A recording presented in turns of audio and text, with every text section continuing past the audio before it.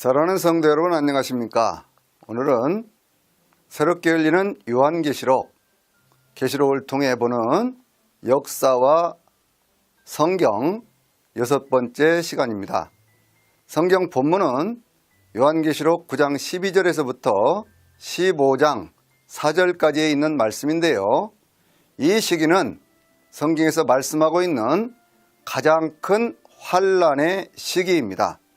이 시기는 교회가 당하는 엄청난 고난을 우리에게 보여주면서 동시에 그 교회와 성도들이 승리하는 모습들을 우리에게 보여주고 있는 내용이에요.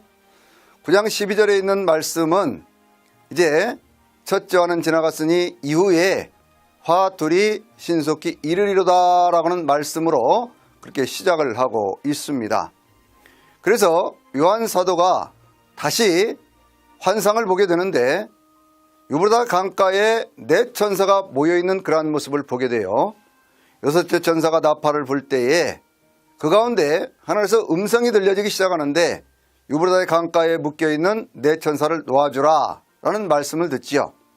그 네 천사와 함께 있는 그러한 마병대의 숫자를 보니까 그것이 2만만인데 그들은 세상에 있는 모든 사람들을 그 년 월 일시에 3분의 1을 죽이기로 작정된 사람들, 준비된 사람들이다, 준비된 자들이라 그렇게 말씀하고 있어요.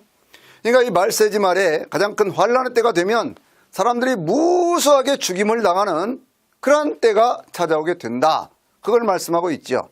말 탄 자들의 모습을 보니까요, 불빛과 자줏빛과 유황빛의 그런 옷들을 입고 있고, 그리고 그 말들의 입에서는 불과 연기와 유황이 나오는데 이 세 가지 재앙에 의해서 많은 사람들을 죽이는 그러한 모습들이 나오고 있죠.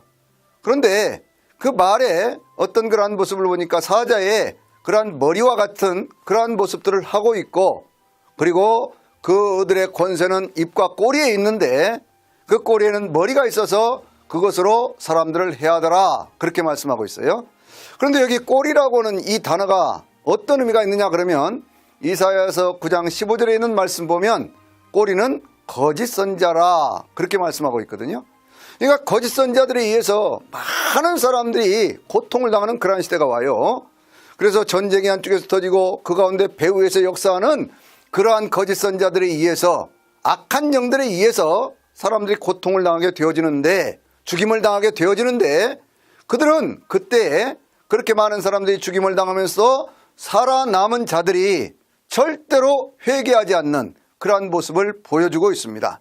성경 본문에 있는 말씀 보면은요, 그들이 회개하지 않고 오히려 여러 귀신들을 섬기고 금이나 은이나 무슨 목석과 같은 것으로 만든 그러한 우상들 앞에 절을 한다 그렇게 얘기를 했어요. 하나님 앞에 범죄하는 겁니다. 그 다음에 이어지는 범죄는 뭡니까? 살인과 음행과 복설과 그들은 도둑질을 회개하지 않는다 그렇게 말씀하고 있거든요. 그러니까 하나님 앞에 죄를 짓고 사람들 앞에 죄를 지으면서도 그들은 절대로 회개하지 않습니다. 이것은 무엇을 얘기를 합니까? 말세의 가장 큰 특징 가운데 하나가 절대로 회개가 없는 시대라고 하는 거예요. 사람들이 죄를 지으면서도 여전히 회개가 없는 그러한 시대를 보여주고 있습니다. 그러면 이것이 지금 기본적으로 말세의 큰 환난 가운데 나타나는 가장 큰 특징인데요, 이러한 시대에 하나님의 종들과 교회는 과연 어떤 모습을 가지고 있느냐 그거예요. 그것이 바로 10장에 있는 요한 사도가 하나님의 말씀을 받아먹는 것이고, 11장에서 두 증인, 두 감람나무와 두 촛대가 하나님의 복음을 증거를 하다가 그렇게 해서 결국 무적행으로부터 올라온 그 짐승에 의해서 죽임을 당하고 그들이 다시 부활하면서 하나님 앞에 이끌려 올림을 받는 휴거의 사건으로 이렇게 이어져 가는 것을 우리가 볼 수가 있거든요. 자, 말세지 말에 하늘에서부터 구름을 입은 한 천사가 내려옵니다. 그 천사는요, 손에 펼쳐진 작은 두루마리를 가지고 있어요. 그 펼쳐진 작은 두루마리를 가지고 내려온 그 천사가 하늘을 향해서 맹세를 합니다. 뭐라고 맹세를 하냐면, 이제 7번째 천사가 소리를 내고 나팔을 불 때에 그때 하나님께서 그종 선지자들에게 말씀하신 그 복음에 이른 것 같이 하나님의 비밀이 이루어질 것이다 라는 말씀을 하고 있어요. 계시록에는 세 가지 비밀을 얘기하고 있는데 그것이 1장 20절에 있는 바로 7별과 7 금촛대, 교회의 비밀이죠. 교회는 비밀이 있습니다. 그 비밀이 무엇입니까? 골로새서 2장 20절에 있는 말씀을 보면 가운데 뭐라고 말씀하고 있어요? 바로 예수 그리스도는 하나님의 비밀이라 그렇게 말씀을 하고 있어요. 그게 하나님의 비밀인 예수 그리스도 안에는 뭐가 있습니까? 하나님의 온갖 지혜와 보아의 모든 것들이, 지식의 모든 것들이 그 안에 담겨 있다 그렇게 말씀하고 있잖아요. 두 번째가 오늘 성경 본문이 말씀하고 있는 바로 이 구원의 비밀, 심판의 비밀을 우리에게 이야기하고 있는 거예요. 일곱 번째 천사의 나팔 불 때 세상 모든 것들이 다 구원을 받고 그러면서 하나님 앞에서요 들려 올림 받는 바로 그러한 사건까지가 이루어지게 되는 것이거든요. 세 번째 비밀이 17장 7절에 있는 바로 사탄의 비밀입니다. 음녀와 그리고 7마리 10뿔 가진 그 짐승의 비밀, 바로 그것을 말씀하고 있는 거거든요. 이 세 가지 비밀의 어떤 그런 관계를 우리가 잘 알면 성경에서 이 계시록에서 말씀하려고 하는 주제가 무엇인지 그것도 우리가 잘 이해할 수 있게 되는 것이지요. 천사가 그것을 선포한 다음에 다시 그 천사의 손에 있는 작은 두루마리를 요한사도에게 그것을 가지라라는 하늘의 음성이 들렸을 때 요한사도가 그 천사 앞에 가서 그걸 달라고 합니다. 천사가 어떻게 합니까? 이 두루마리를 갖다 먹어버리라. 내 입에는 다나 내 배에는 쓰게 되리라 라고 말씀을 하거든요. 그럴 때에 이 요한사도가 그 두루마리를 갖다 먹었습니다. 그랬더니 그것이 입에는 단데 배에서는 쓰게 되었어요. 왜 그랬을까요? 말씀을 들을 때는 좋아요. 그런데 말씀을 먹었다고 하는 것은 이제 그 말씀대로 살아야 되는 그러한 것이, 그것이 자기에게 도전으로 주어지는 것이거든요. 그러니까 말씀대로 살라고 하니까 힘이 드는 것이죠. 어려운 것이죠. 그런데 천사는 다시 얘기를 합니다. 너는 가서 거기에 여러 어떤 나라와 어떤 민족, 방언 그리고 임금에게 다시 예언해야 된다라는 말씀을 하고 있는 것. 이것이 요한사도가 받은 두 번째 사명이라는 거예요. 첫 번째 사명은요, 글로 써서 7교회에 보내라 라고는 문서성교의 사명을 받았다고 하면, 두 번째 사명은 이제 말세지 말에 하나님의 말씀을 받아들였으니 그 영원한 복음을 세상 가운데 계속 증거하라, 그런 얘기거든요. 그래서요, 오늘 이 말세지 말을 살아가는 주의 종들의 가장 큰 사명이 뭐냐? 하나님의 말씀을 받아먹고 그 말씀을 증언하는 사명이 가장 큰 사명이 되어지는 것입니다. 요한사도에게요, 금 갈대자를 주면서 성전과 제단과 그 안에서 경배하는 자들을 청량하라 라고 말씀을 했어요. 그리고 그 청량하고 났는데 그 뒤에 뭐라고 말씀하냐면, 성전 바깥 마당은 청량하지 말라. 그것은 이방인들에게 주었으니 42달 동안 그들이 그것을 짓밟으리라 라고 말씀하고 있어요. 여기에 42달 혹은 1260일, 한때, 두때, 반때라고는 그러한 말씀이 요한계시록에는요 5번이 나오고 있고, 또 구약성경인 다니엘서에는 7장 25절과 12장 7절에 한때, 두때, 반때라고 하는 것으로 나오고 있어요. 이것이 무슨 기간이냐? 가장 큰 고통과 고난의 시기를 상징하고 있는 것이 성경에서 큰 환난 가운데 더 큰 환난, 집중적인 환난의 때를 이야기하고 있는 것이 바로 이 1260일에 대한 그 예언인 것이거든요. 이것은 역사적으로 보면요, 신구약 중간기에 안티오코스 에피파네스라고 하는 그러한 사람에 의해서 유대 민족들이 고통을 당하던 BC 167년에서 164년까지 있었던 사건이기도 하고요.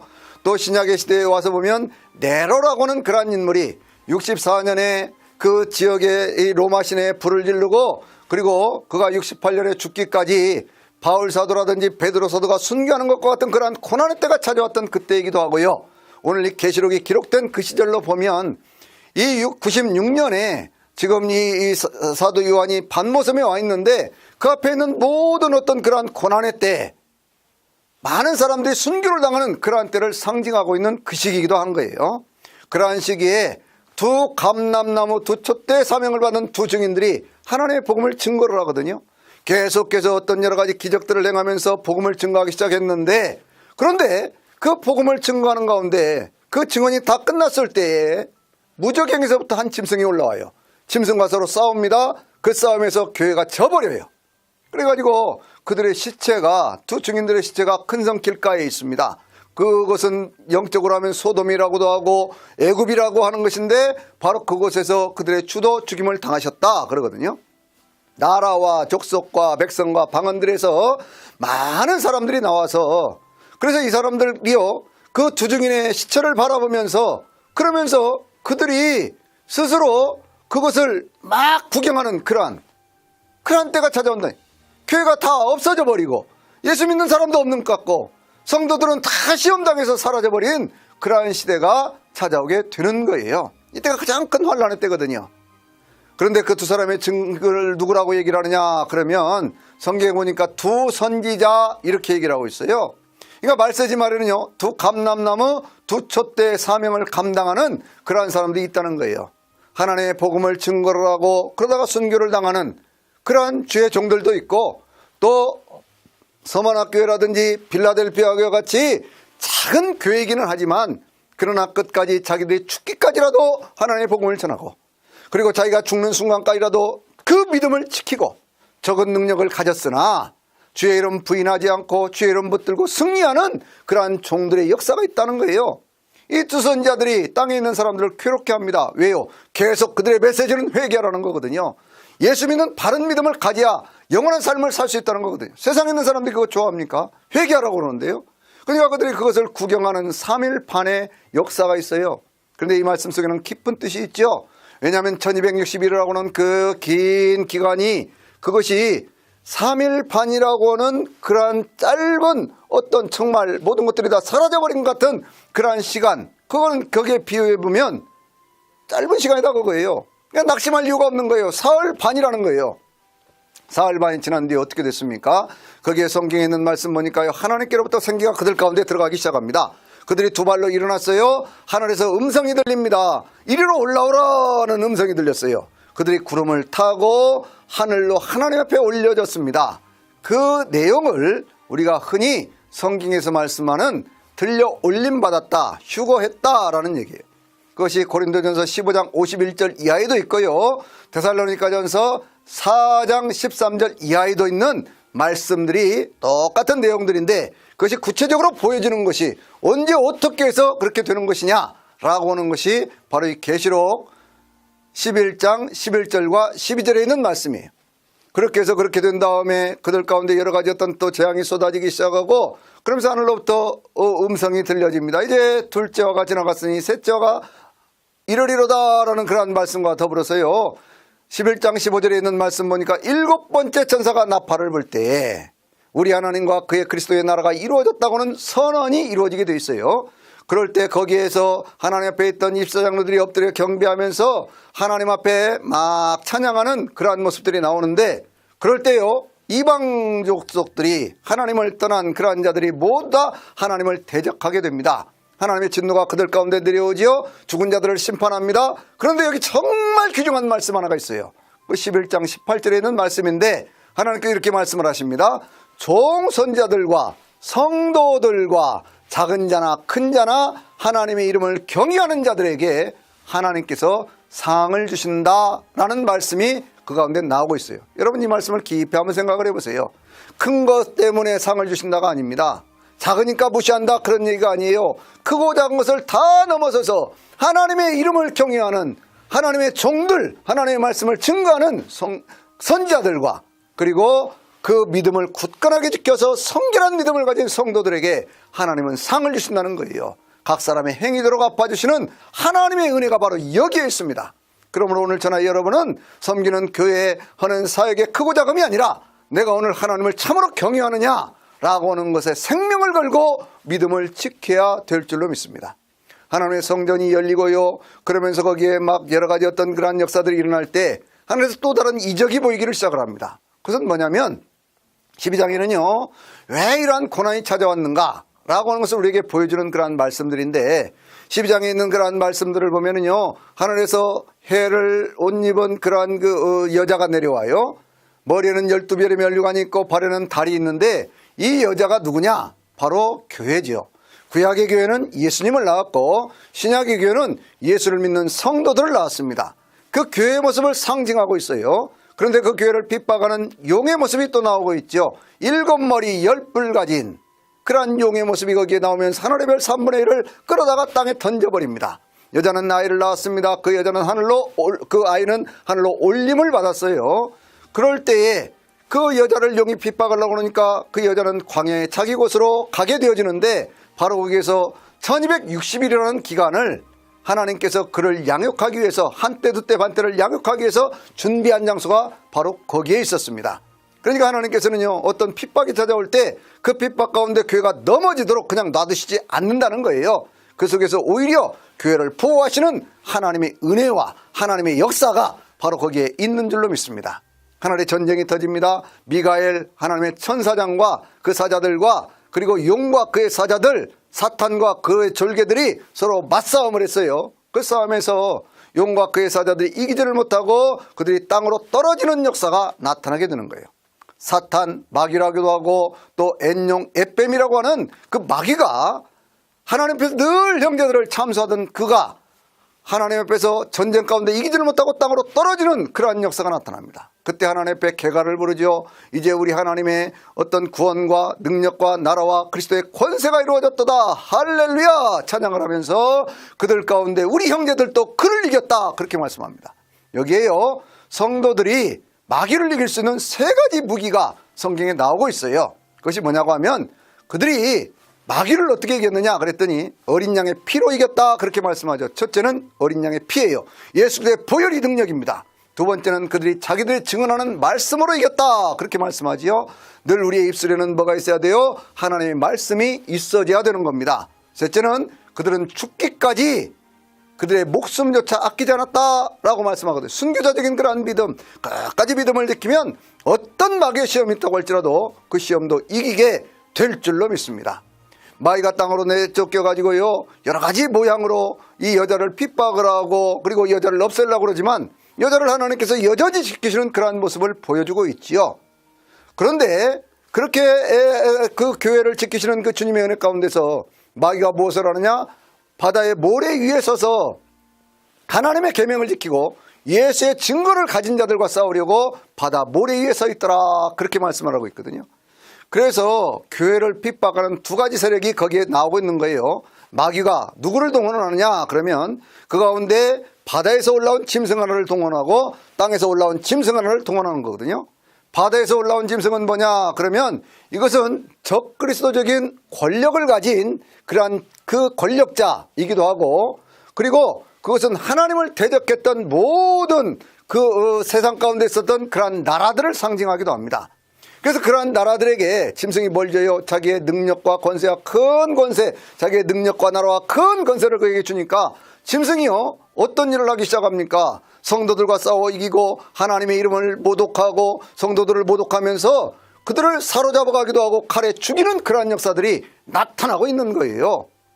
그러니까 그런 속에서 뭐라고 얘기를 합니까? 성도들의 인내와 믿음이 바로 여기에 있어야 된다라는 말씀을 하고 있는 거예요. 말세가 되면 바로 이 짐승들에 의해서 수특에 많은 사람들이 죽어가는 그러한 역사들이 나타나게 된다 그런 얘기죠. 그런데 그러한 일들을요 앞장서서 하는 게 있어요. 그것이 뭡니까? 땅에서부터 올라온 짐승이거든요. 이 짐승의 모양은 어떻게 생겼느냐 그랬더니 어린 양처럼 두 뿔이 있고 용처럼 말을 하더라.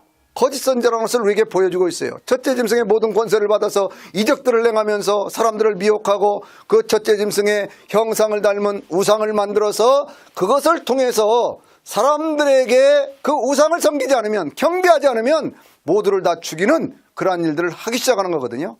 여러분 이 짐승의 형상을 만들어 섬기겠던 게 누구예요? 그것이 계시록이 쓰여질 때 도미티안이라는 그런 황제였었어요. 곳곳에 자기의 모양을 닮은 그러한 동상들, 우상들을 만들어 놓고 그 우상들을 섬기지 않으면 그들을 죽이는 그러한 역사가 나타났던 것이거든요. 그러면서 짐승의 표를 만들지요. 그 짐승의 표는 그것은 성경이 뭐라고 말씀하냐면 짐승의 표를 가진 자 외에는 그들이 매매를 하지 못하게 하더라 그랬거든요. 그러니까 그 공동체에서 추방해버린다 그거예요. 그 표를 받지 않으면 도저히 그 가운데 살 수가 없게 만드는 겁니다. 그런데 그 짐승의 표를 뭐라고 얘기하냐면 그 짐승의 이름이나 사람의 수라 그렇게 말씀하고 있죠. 짐승의 표나 사람의 수라고 하는 것을 다시 짐승의 표나 짐승의 이름이라고 하는 것을 다시 뭐라고 말씀하냐면 그것은 사람의 순이 666인이라 이렇게 성경이 말씀하고 있어요. 그러니까 이 짐승이 뭐라는 얘기예요? 사람이라는 얘기예요. 어떤 사람? 바로 하나님을 대적하고 예수 그리스도의 교회를 무너뜨리고 성도들과 사도들을 막 죽이는 그런 그것이 짐승이고 그것이 권력을 가진 자고 그렇다 그 말씀 아니에요? 그게 누굴까요? 이 성경에 나타난 그 숫자들을 이렇게 쭉 보면 히브리 말이라든지 혹은 헬라 말이라든지 영어라든지 이 모든 것들은요 숫자로 표현되거든요. 헬라어의 알파는 1, 베타는 2, 이렇게 오메가 이런 것은 800 이렇게 표현을 하고요. 영어 같은 경우에는 A는 6 이렇게 해서 6으로 쭉 나아가 가지고 맨 마지막에 Z가 156 이렇게 숫자로 계산이 되거든요. 그래서 이 숫자들을 다 계산을 해보면 황제 네로라고는 그러한 이름을 그걸 풀어서 그 숫자를 더해놓고 보면 그것이 666이라는 숫자가 되는 거예요. 오늘날 많은 사람들이 무슨 컴퓨터니 무슨 바코드니 이런 것들이 전부 그것이 다 무슨 666이다 그렇게 얘기를 하지만 아니에요. 그것은 바로 예수 그리스도를 믿는 사람들을 핍박하고 고난 가운데 몰아넣는 그러한 세력들 가운데 최정점에 있는 국가와 그 권력을 독점을 하고 있고 그러면서 자기를 국가와 동일시하고 있는 바로 그 인물이 그것이 하나의 짐승으로 표현되고 있는 것이에요. 이렇게 모든 것들이 다 죽음으로 몰아가고 그렇게 하는 그런 과정 속에 그러면 그때 죽임을 당한 것 같은 그러한 성도들 죄종들은 어디 있느냐 그 말이에요. 14장 1절에 있는 말씀 보니까 그들이 바로 시온산에서 어린 양과 함께 있는 모습을 보여주고 그리고 그들이 하나님 앞에 찬양하는 그러한 모습들을 보여주고 있지요. 14만 4천은 거기에 보여주고 있고요. 또 그리고 짐승과 그 우상에게 경배하지 않은 그러한 사람들의 모습은 15장 1절에서부터 4절까지 보여지고 있거든요. 이 두 부류의 그러한 무리들 하나님 앞에서 구원받은 7장에서 보여주었던 그러한 14만 4천과 그리고 어린 양의 피에 그 옷을 씻어서 희귀한 그러한 무리들이 한 부류는 어디에요? 시온산의 어린 양과 함께 한 부류는 하나님의 불타는 그 유리바닷가에서 하나님의 성호를 찬양하는 그러한 모습으로 승리자의 모습으로 보여진다고 그래요. 그래서 14장에 보면은요 두 가지 추수의 모습이 나오는데 한 가지 추수는 뭐냐 그러면 그 한 가지 추수는 바로 알곡에 대한 추수죠. 14장 14절 이하에 있는 말씀 보면 예수님께서 금관을 쓰고요 금면류관을 쓰고 그리고 예리한 낫을 가지고 나타나시는데 성전에서 한 천사가 나오면서 당신의 그 예리한 낫을 휘둘러서 그 알곡들을 거두어라 라고 말씀을 했을 때 주님께서 그 알곡들을 추수하는 모습이 나타나고요. 그 뒤에 이어지는 말씀을 보면 포도송이에 대한 추수가 나와요. 성전에서 한 천사가 나오는데 예리한 낫을 가졌습니다. 성전에 불을 다스리는 천사가 나타나 그 예리한 낫을 휘둘러서 그 가운데 있는 포도송이들을 거두어라 그러거든요. 포도송이들이 거두어집니다. 하나님의 진노의 포도주 틀에 던져졌어요. 그 틀이 밟히기 시작하면서 거기서 피가 나와서 말 굴레까지 닿았고 1600 스타디온에 퍼졌더라 그렇게 말씀하거든요. 말 굴레가 어디입니까? 말에 몸통이 있는 거예요. 그러니까 피로 가득 찼다 그거예요. 1600 스타디온은 그것은 단에서부터 부활 새벽까지의 그 이스라엘의 전 땅을 얘기하는 거예요. 이 모습은 뭘 상징할 수 있느냐 상징하고 있느냐 그러면 이스라엘 민족들이 66년에서부터 70년까지 그 이스라엘 온 땅이 피로 물들었던 유대전쟁을 통해서 피로 물들었던 그 모습을 보면서 온 세상 가운데 악한 자들의 피로 가득 차게 될 그러한 모습들을 우리에게 보여주고 있는 것입니다. 이 전체 큰 환란의 시대에 어떤 악한 영들이 전성기요 그리고 많은 사람들이 죽음으로 몰려가는 그러한 시대에 죄종들은 하나님의 복음을 증거하고 그리고 그 가운데 주중인 두 촛대 감람나무의 사명을 받은 그러한 교회들도 하나님의 복음을 증거를 하다가 그 가운데 죽임을 당하는 그러한 사건들이 생긴다 그거예요. 그런데 그 속에서 그것이 없어져 버립니까? 그게 아니라는 거죠. 어떻게 된다고요? 그들은 하나님 앞에서 생기를 받아서 들려 올림 맞는 사건이 나타나게 되어지는 것이고 그러한 배후에는 사탄과 짐승, 두 짐승, 거짓 선지자 그리고 악한 권력을 가진 자들이 있고 그럼에도 불구하고 그 속에서 14만 4천의 하나님의 종들과 그리고 짐승에게 경배하지 않은 자들은 하나님 앞에서 영광의 찬송을 돌리는 그러한 모습이 보여지고 있는 것입니다. 마지막 승리는 교회의 것이에요. 이 세상의 어떤 권력도 교회를 이길 수가 없습니다. 주님을 이길 수가 없습니다. 그래서 우리는 늘 이 믿음에 대한 확신을 가지고 어떤 고난이 찾아왔을 때 고난 가운데 넘어지지 않고 인내하면서 새로운 소망을 가지고 하나님의 영광을 위해 살아갈 수 있는 저나 여러분이 되시기를 주의 이름으로 축원합니다.